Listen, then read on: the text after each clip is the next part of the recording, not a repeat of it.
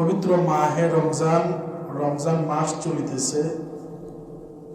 রমজানের রোজা রাখিয়া আমরা ভেতরে ভেতরে অনেক আনন্দিত যে আল্লাহ পাক রব্বুল আলামিন আমাদেরকে আবার নতুন করে একটি মাহে রমজানের মধ্যে পদার্পণ করার সুযোগ দিয়েছেন। আমি আপনি যদি চিন্তা ভাবনা করি, এই একই সময়ে এই রমজান মাসেই গত বছর অনেকেই আমাদের সাথে মসজিদে জুমার নামাজে উপস্থিত হয়েছে। অনেকেই রমজানের রোজা রাখিয়া ঈদের দিনে ঈদের 2 রাকাত নামাজ আদায় করছে, কিন্তু আজকে ওই ব্যক্তি আমাদের সঙ্গে আর নাই। দুনিয়ার বুক থেকে বিদায় নিয়ে কবরের দেশে চলে গেছে। এমন হাজার হাজার লক্ষ লক্ষ মানুষ দুনিয়ার মধ্যে যারা গত রমজানে ছিল কিন্তু এই রমজানে আর জীবিত নাই। কিন্তু আল্লাহ পাক রব্বুল আলামিন আমাকে আপনাকে এই রমজানেও জীবিত রেখে রমজানের রোজাগুলা সহি শুদ্ধভাবে রাখার তৌফিক দিয়েছেন। এজন্য আবারও একবার জোরে সোরে বলি আলহামদুলিল্লাহ। কারণ মানুষের জিন্দেগির তো কোনো ঠিক ঠিকানা নাই। এই তো আছি, আবার এই তো নাই।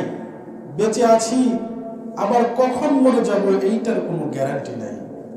এখন বেঁচে আছি, 1 ঘন্টা পর আমার জন্য আমার বাঁশঝাড়ের বাঁশ কাটা হতে পারে, আমার জন্য নতুন কাফনের কাপড় আনতে হতে পারে, আমার জন্য মসজিদের খাটিয়াটা রেডি হয়ে যেতে পারে, আত্মীয় স্বজন ফাঁকা বাড়িটাকে ভিড় করে ফেলতে পারে। এমন একটা সময় 1 ঘন্টা পরে হয়েও যেতে পারে। কিন্তু আল্লাহ পাক রব্বুল আলামিন দীর্ঘ 1 বছর পরেও এই রমজান মাসে আমাদেরকে রোজা রাখার তৌফিক দিয়েছেন। রমজান মাস এত বরকতপূর্ণ মাস, আল্লাহ পাক রব্বুল আলামিনের মাস এটা। হুজুর আকরাম সাল্লাল্লাহু আলাইহি ওয়াসাল্লাম বলেন যে রমজান মাসটা হলো আমার মাস, শাবান মাসটা হলো আমার মাস, রমজান মাসটা হলো আল্লাহর মাস। আল্লাহ পাক রব্বুল আলামিন এই মাসটাতে বান্দার সমস্ত গুনাহ মাফ করে দেন, বান্দাকে রহমত বরকত নাজাত দিয়ে পরিপূর্ণ করে দেন, বিভিন্ন ইবাদত বন্দেগীর সওয়াবগুলোকে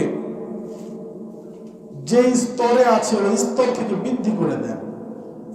হয়তো একটা কাজ করলে 10টা নেকি পাওয়া যেত, রমজান মাস উপলক্ষে আল্লাহ পাক রব্বুল আলামিন সেই কাজটা 10টি নেকির বদলে 100টা নেকি করে দেন। সুবহানাল্লাহ। এটা বরকতপূর্ণ মাস। আল্লাহ পাক রব্বুল আলামিন বলেন যে ইয়া আইয়ুহাল্লাযীনা আমানু কুতিবা আলাইকুমুস সিয়ামু কামা কুতিবা আলাল্লাযীনা মিন ক্বাবলিকুম, যে তোমাদের উপরে আমি রমজান মাসের রোজাকে ফরজ করেছি যেমনটি ফরজ করেছিলাম তোমাদের পূর্ববর্তীদের উপর।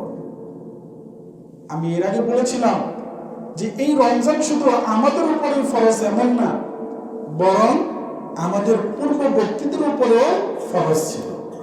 একটা কাজ যখন শুধুমাত্র একজনকে দেওয়া হয়, একটা কঠিন কাজ, তখন ওই লোকটা মনে মনে ব্যথিত হয় যে আমি একটা কাজ, এত বড় একটা কাজ আমাকে একা একা দেওয়া হলো, আরো তো কত মানুষ ছিল তাদেরকে দেওয়া হলো না, মনে মনে ব্যথিত হয়। এজন্য আল্লাহ পাক রব্বুল আলামিন বলতেছেন যে হে বিশ্বাসীগণ, হে আমার প্রতি বিশ্বাস স্থাপনকারীগণ, তোমাদের উপরে আমি রমজানকে ফরজ করেছি, রমজানের রোজাকে ফরজ করেছি। এটার দ্বারা তোমরা মনক্ষুণ্ণ হয় না যে আমাদের উপরে শুধু রমজানের রোজাকে ফরজ করেছে। আল্লাহ পাক রব্বুল আলামিন সঙ্গে সঙ্গে বলে দিয়েছেন কামা কুতিবা আলাল্লাযীনা মিন ক্বাবলিকুম, যেমনটি ফরজ করেছিলাম তোমাদের পূর্ববর্তীদের উপর। শুধু যে তোমাদের উপর ফরজ করা হয়েছে এমন না, তোমাদের পূর্ববর্তীদের উপরও ফরজ করা হয়েছিল। হয়তো পূর্ববর্তীদের রোজা রাখার সিস্টেমটা অন্যরকম ছিল, ভার্সনটা অন্যরকম ছিল। আমাদের ভার্সনটা অন্যরকম, 30 দিন রোজা রাখতে হয়, কিন্তু পূর্ববর্তীদের সিস্টেমটা অন্যরকম ছিল, ভার্সনটা অন্যরকম ছিল। হয়তো একদিন রোজা রাখা ফরজ ছিল, অথবা আইয়ামে 20 তথা 13, 14, 15 তারিখ রোজা রাখা ফরজ ছিল। আবার আমাদের রোজাতে আমরা সুবে সাদিক থেকে নিয়ে সূর্য ডোবার আগ পর্যন্ত না খেয়ে থাকি, এটা আমাদের রোজার একটা সিস্টেম। কিন্তু পূর্ববর্তীদের এমন রোজা ছিল যে তারা সকাল সন্ধ্যা খাইতে পারবে, পান করতে পারবে, কিন্তু কোনো কথা বলতে পারবে না।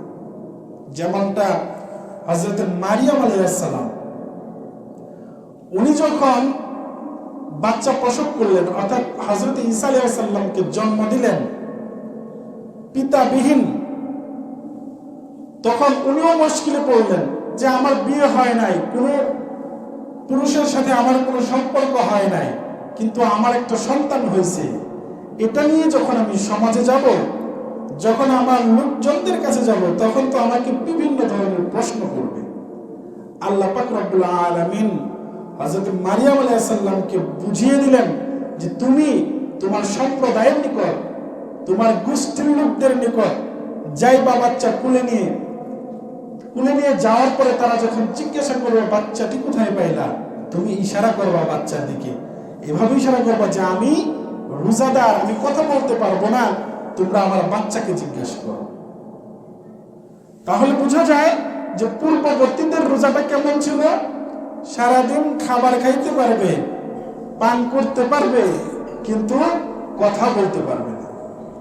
আল্লাহ পাক রব্বুল আলামিন আমাদের উপর রোজা ফরজ করলেন। সুবে সাদিক থেকে নিয়ে সন্ধ্যা পর্যন্ত খাবার না খেয়ে থাকতে হবে, স্ত্রী সহবাস থেকে বিরত থাকতে হবে। এই সমস্ত সিস্টেমটা আমাদের জন্য, পূর্ববর্তীদের জন্য সিস্টেম অন্যরকম ছিল। যেমন পূর্ববর্তীদের অনেক বিষয়টাই এমন ছিল যেটা আমাদের সাথে মিলে না, কিন্তু হুকুম ছিল। যেমন পূর্ববর্তীদের শরীরের কাপড়ের মধ্যে যদি নাপাক লাগতো, তাহলে ওই স্থান কেটে ফেলতে হতো। মাসালাটা এমন ছিল যে কাপড়ের মধ্যে নাপাক লাগছে, হয়তো একটা পশু পাখির পায়খানা লাগছে, ওই কাপড়টুকু কেটে ফেলে দিতে হইতো, তাহলে কাপড় পবিত্র। কিন্তু আমাদের সময়টাতে কাপড়ের মধ্যে নাপাক লাগলে কাপড় নাপাক হয় ঠিকই, কেটে ফেলতে হয় না, ধৌত করার পরে এটা পবিত্র হয়ে যায়। তো আল্লাহ পাক রব্বুল আলামিন রমজান শুধু আমাদের উপর ফরজ করেন নাই, বরং পূর্ববর্তীদের উপর রমজান ফরজ ছিল। আল্লাহ পাক রব্বুল আলামিন সেটাই কোরআনের মধ্যে বলেন যে ইয়া আইয়ুহাল্লাযীনা আমানু কুতিবা আলাইকুমুস সিয়ামু কামা কুতিবা আলাল্লাযীনা মিন ক্বাবলিকুম। আল্লাহ পাক রব্বুল আলামিন তো বললেন যে পূর্ববর্তীদের উপর ফরজ করা হয়েছিল। তাহলে এই যে একটা সিস্টেম, এই যে রোজা রাখার একটা ধারাবাহিক নিয়ম, এই নিয়মটা কেন? বান্দাকে কষ্ট দেওয়ার উদ্দেশ্যে নাকি বান্দার উপকারার্থে এই নিয়মটাকে চালু করেছেন আল্লাহ পাক রব্বুল আলামিন? আল্লাহ পাক রব্বুল আলামিন বান্দাকে যত ইবাদত বন্দেগী করতে বলেছেন সবগুলাই বান্দার উপকারের জন্য। আল্লাহ পাক রব্বুল আলামিন এই আয়াতের শেষের দিকে বলেন লাআল্লাকুম তাত্তাকুন, যাতে করে তোমরা ক্ষুধার্ত হতে পারো। ওই যে একটা হাদিস আছে যে আসিয়ামু লি ওয়া আনা আজজি বিহি, হুজুর পাক সাল্লাল্লাহু আলাইহি ওয়াসাল্লাম বলেন যে অন্য সব ইবাদতের তো সওয়াবের কথা, নেকির কথা আল্লাহ পাক রব্বুল আলামিন প্রকাশ করেছেন যে এইটা করলে এতটা নেকি, ওইটা করলে এতটা নেকি। কিন্তু রমজানের রোজার ব্যাপারে আল্লাহ পাক রব্বুল আলামিন এরকম কোনো ঘোষণা দেন নাই যে রমজানের রোজা রাখলে তার 100টি নেকি হবে, 1000 নেকি হবে, এরকম কোনো ঘোষণা আল্লাহ পাক রব্বুল আলামিন দেন নাই। হুজুর আকরাম সাল্লাল্লাহু আলাইহি ওয়াসাল্লাম বলেন যে আল্লাহ পাক রব্বুল আলামিন বলেন আসিয়ামু লি ওয়া আনা আজজি বিহি, রমজানের রোজাটা হলো আমার জন্য আর এটার প্রতিদান আমি নিজেই দেব। তাহলে রমজানের রোজার কোনো প্রতিদান আল্লাহ পাক রব্বুল আলামিন প্রকাশ করেন নাই, এটা সিক্রেট, টপ সিক্রেট রাখা হয়েছে যে এটাকে যে রাখবে, এই রোজা যে রাখবে তার প্রতিদানটা আমি নিজের হাতে দেব। অথবা এমন বলা হয়েছে যে আনা উজজা বিহি, আমি নিজেই তার প্রতিদান। কেন? অন্য কোনো ইবাদতের ক্ষেত্রে এটা বললো না। রমজানের রোজার ক্ষেত্রে কেন এটা বললেন? কারণ অন্য ইবাদতগুলো তো লোক দেখানোর জন্য করা যায়। আমি আপনি বাজারে যাচ্ছি বিয়ের সাথে, আজান দিয়েছে নামাজের টাইম, আমি নামাজ পড়ি না, কিন্তু বিয়াই 5 ওয়াক্ত নামাজ পড়ে। বিয়াই বললাম আসেন বিয়াই নামাজ পড়ে আসি, না করার উপায় নেই। যে এখানে যদি না করি বিয়াই কি ভাববো যে আমার বিয়াই নামাজ পড়ে না? লোক চক্ষু লজ্জার কারণে সে কি করলো? মসজিদে যে নামাজ পড়লো। এটা তো মানুষকে দেখানোর জন্য, বিয়াইকে খুশি করার জন্য পড়লো। কিন্তু রমজানের রোজাটা এমন একটা ইবাদত, সে ইচ্ছা করলে ঘরের ভেতরে বসে খাবার খাইতে পারতো, ইচ্ছা করলে পানি পান করতে পারতো, ইচ্ছা করলে স্ত্রীর সাথে সময় কাটাইতে পারতো। গোপনে কেউ জানতো না, একমাত্র আল্লাহ জানতো। আল্লাহ পাক রব্বুল আলামিন বলেন, একমাত্র আমি জানতাম, আর আমাকে ভয় করেই যেহেতু রোজাকে বান্দা রাখে, সুতরাং এই রোজাটা আমাকে ভয় করে রাখে, আমি এই রোজার প্রতিদান আমি নিজেই দেব। এটা কোনো ফেরেশতাদের মাধ্যমে লেখার দরকার নাই, এর প্রতিদান আমি নিজের হাতে দেব। আল্লাহ পাক রব্বুল আলামিন বলেন, লাআল্লাকুম তাত্তাকুন, যাতে তোমরা খোদাভীরু হতে পারো, পরহেজগার হতে পারো। কিভাবে পরহেজগার হয়? হযরত ওমর ফারুক রাদিয়াল্লাহু তাআলা আনহুর জামানায় আমরা সবাই জানি যে ওমর ফারুক রাদিয়াল্লাহু তাআলা আনহু উনি রাত্রি বেলায় রাস্তায় হেঁটে হেঁটে জনগণের খোঁজ নিতেন। এখনকার দিনে পুলিশরা যেমন রাত্রিবেলা প্যাট্রোলিং করে, রাস্তাঘাট পাহারা দেয়, কোন অবৈধ জিনিস দেশে ঢুকতেছে কিনা, কোন জিনিস দেশ থেকে বের হয়ে যাচ্ছে কিনা, এই যে প্যাট্রোলিং করে, হযরত ওমর ফারুক রাদিয়াল্লাহু তাআলা আনহু উনি নিজে বাদশা ছিলেন, বাদশা হয়েও রাত্রিবেলায় প্যাট্রোলিং করতেন, দেখতেন যে কোথায় কোন সমস্যা আছে, আমার জনগণ, আমার প্রজারা কোন জায়গায় কে কোন অবস্থায় কষ্ট পাচ্ছে, কে আরামে আছে, কে দুর্নীতি করতেছে, এগুলা ছদ্মবেশে হযরত ওমর ফারুক রাদিয়াল্লাহু তাআলা আনহু রাত্রিবেলায় খোঁজ নিতেন। তো রাত্রিবেলায় হাঁটতেছেন, হঠাৎ এক রাস্তার পারের এক ঘর থেকে আওয়াজ আসতেছে, এক বৃদ্ধা মহিলা আর একটা যুবতী নারী, এই দুইজনের কথোপকথন। হযরত ওমর ফারুক রাদিয়াল্লাহু তাআলা দেখতেছেন না, কিন্তু দুইজনের কথার আওয়াজ ওনার কানে আসতেছে। ওইখানে বৃদ্ধা মহিলা বলতেছে যে তাড়াতাড়ি উটের দুধ দোহাও, দোহানোর পরে সেখানে পানি মিক্সার করে বাজারে নিয়ে যাও, দাম বেশি পাওয়া যাবে, টাকা বেশি আসবে। মেয়ে বলতেছে যে মা, তুমি যে কথাটা বললা, দুধের মধ্যে পানি মেশাইতে বললা, কিন্তু তুমি কি জানো না আমিরুল মুমিনিন হযরত ওমর ফারুক রাদিয়াল্লাহু তাআলা আনহু উনি বলেছেন দুধের মধ্যে কোনো ভেজাল করা যাবে না, পানি মেশানো যাবে না। যদি প্রমাণ হয় কেউ দুধের মধ্যে পানি মিশাইছে, তাহলে তার শাস্তি হবে। মা বলতেছে এই রাত্রিবেলা তুমি আর আমি, আর কেউ নাই, ঘরের ভেতরে কথা বলতেছি, ঘরের ভেতরে কাজ করব, এটা দেখার কেউ নাই। মেয়েটা সুন্দর জবাব দিয়েছে যে মা, এখানে হয়তো আমি নাই, এখানে হয়তো ওমর ফারুক রাদিয়াল্লাহু তাআলা নাই, কিন্তু ওমর ফারুক রাদিয়াল্লাহু তাআলার যে রব আল্লাহ, সে আল্লাহ কিন্তু আছে। হযরত ওমর ফারুক রাদিয়াল্লাহু তাআলা বাহির থেকে এই জবাবটা শুনে খুবই আনন্দিত হয়েছে যে প্রত্যেকটা লোকের ভেতরে যদি এরকম আল্লাহর ভয় থাকে, তাহলে সে কখনো দুর্নীতি করতে পারে না, সে কখনো খারাপ কাজে লিপ্ত হতে পারে না। আল্লাহ পাক রব্বুল আলামিন বলেন, এই যে ভয়, এই যে ক্ষুধাভীরতা, সেটাই যেন বান্দার অন্তরের ভেতরে জায়গা করে নেয়, সেজন্যই আমি রমজানের রোজাকে চালু করে দিয়েছি। রোজা রাখলে ইচ্ছা করলে নিজে চুরি করে খাইতে পারত, নিজে ইচ্ছা করলে গোপনে কোনো একটা খারাপ কাজ করতে পারত, এমন একটা কাজ করতে পারত যেটার কারণে রোজা ভেঙে যায়, কিন্তু বাহিরে এসে মানুষের সাথে বলতে পারত যে আমি রোজাদার। কিন্তু প্রকৃত পক্ষে যে রোজা রাখে সেটা কখনোই করে না। কেন করে না? জানে যে ফাঁকা ঘরের ভেতরে আমি দরজা লাগাইছি, আমি জানালা লাগাইছি, আমি সিটকিনি আটকিয়ে দিয়েছি, সব কিছু আটকিয়ে দিয়েছি, কিন্তু একজনের চোখ আমার দিকে তাকিয়ে আছে, সেটা হলো আমার আল্লাহ। আল্লাহ পাক রব্বুল আলামিন সব দেখতেছেন। আর আমি যে রোজা রাখলাম, আমি সকাল সন্ধ্যা না খেয়ে রইলাম, এটা কার জন্য? আল্লাহকে খুশি করার জন্য। সে আল্লাহকে খুশি করার জন্য যদি আমি রোজা রেখে থাকি, এখন আমি গোপনে খাইলাম, আল্লাহ তো দেখতেছে, সে আল্লাহকে ভয় করে আমি আমার রোজাকে ভাঙি না, আমি গোপনে খাই না, আমি গোপনে পান করি না, এটাই হলো ক্ষুধাভীরতা, এটাই হলো আল্লাহর ভয়। আল্লাহ বলেন যে রোজাকে ফরজ করেছি পূর্ববর্তীদের মতো, কারণ যাতে করে তুমি পরহেজগার হতে পারো, ক্ষুধাভীর হতে পারো। এখন আল্লাহ পাক রব্বুল আলামিন পবিত্র কালামের পরবর্তী আয়াতগুলোতে বলতেছেন যে ফামান কানা মিনকুম মারিজান আও আলা সাফারিন। আল্লাহ পাক রব্বুল আলামিন বলেন এই যে তোমাদের উপরে আমি রোজাকে ফরজ করলাম, সবার জন্য না কারো কারো জন্য ছাড়ও আছে? আল্লাহ পাক রব্বুল আলামিন বলেন যদি তোমাদের মধ্যে কেউ অসুস্থ থাকে, প্রাণ নাশের ভয় থাকে, যে প্রাণ নির্গত হয়, রোজা রাখলে মরণ নিশ্চিত বা মৃত্যু শয্যায় চলে যেতে হবে, এমন যদি কেউ রোগাক্রান্ত হয়, তাহলে সে ইচ্ছা করলে রোজাকে স্কিপ করতে পারবে, রোজা থেকে বিরত থাকতে পারবে।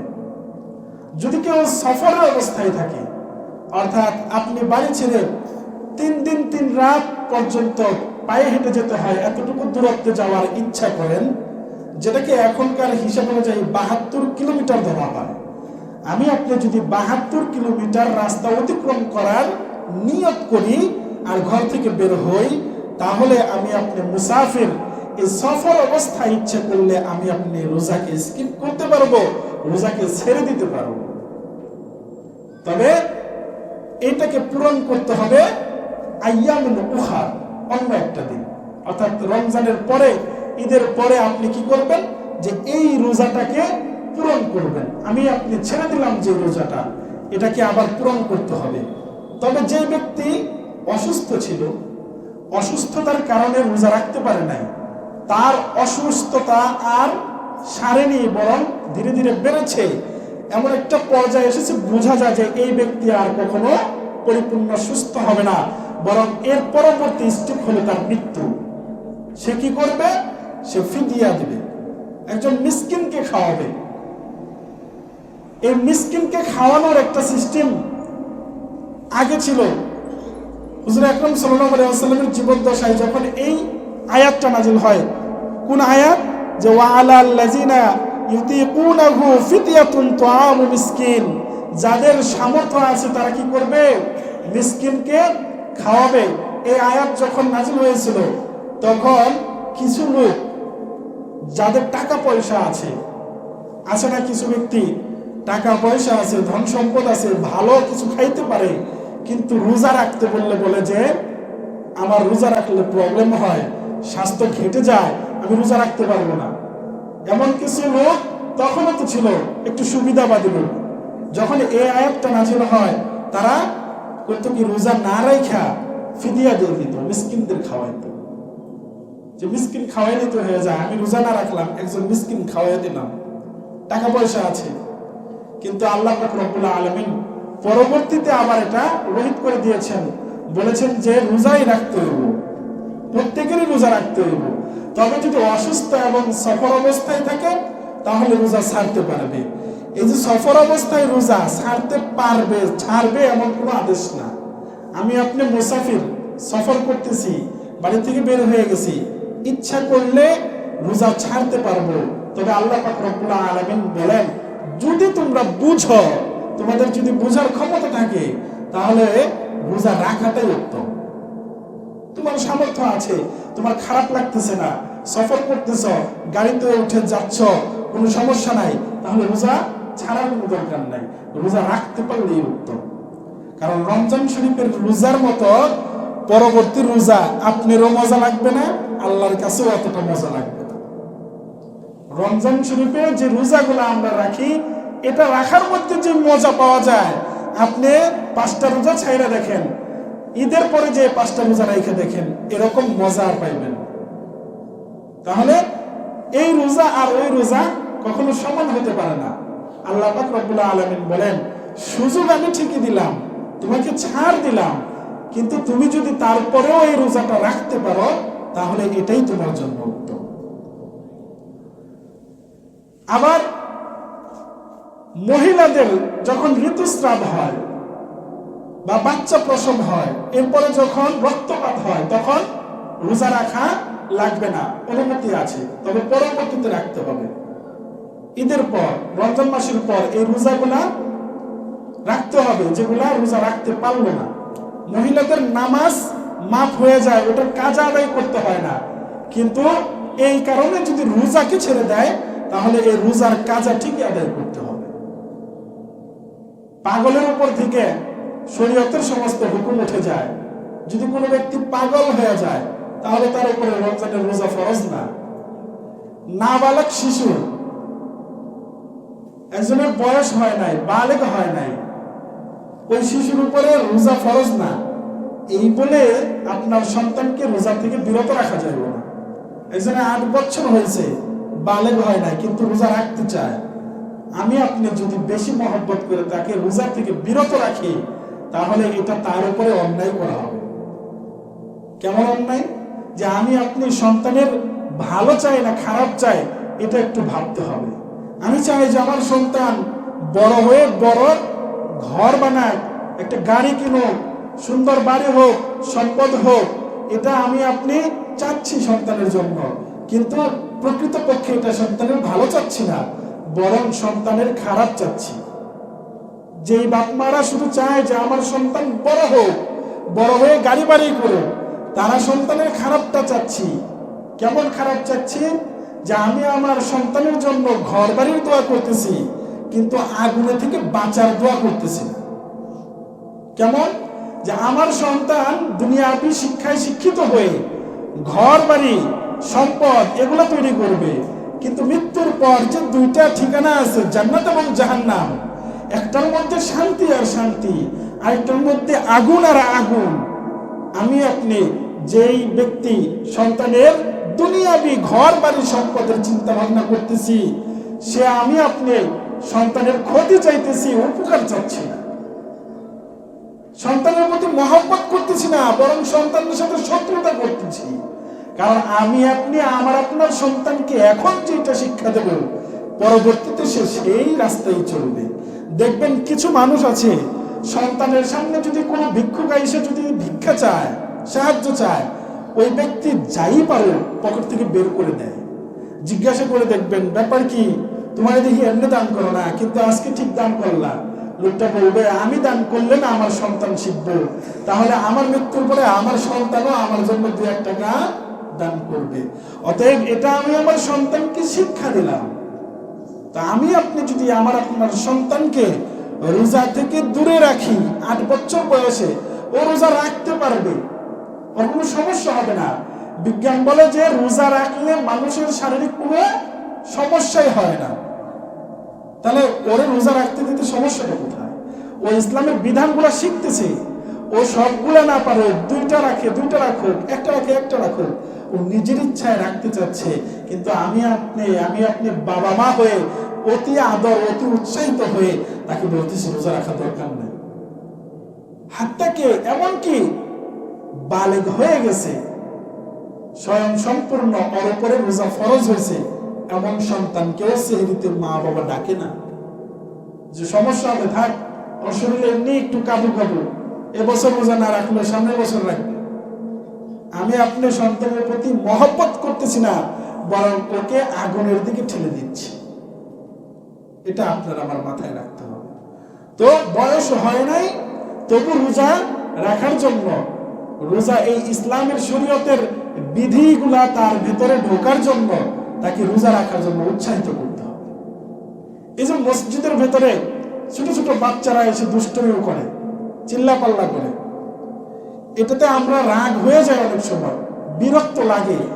কিন্তু একটাবার চিন্তা করে দেখেন, আল্লাহ পাক রব্বুল আলামিন, নবী রাসূলুল্লাহ সাল্লাল্লাহু আলাইহি ওয়াসাল্লাম এ কথা কখনো বলেন নাই যে আপনার সন্তান আপনার ঘাড়ে ওঠার পরে আপনার নামাজ ভেঙে যাবে, আপনার সন্তান আপনাকে টানা হেঁচড়া করার কারণে আপনার নামাজ ভেঙে যাবে, কাঁধের উপর উঠে বসার কারণে নামাজ ভেঙে যাবে, মসজিদে সন্তান আসার কারণে মসজিদে অন্য মুসল্লিদের নামাজ হবে না, এমনটা কোনো হাদিসেও নাই, কোরআনেও নাই।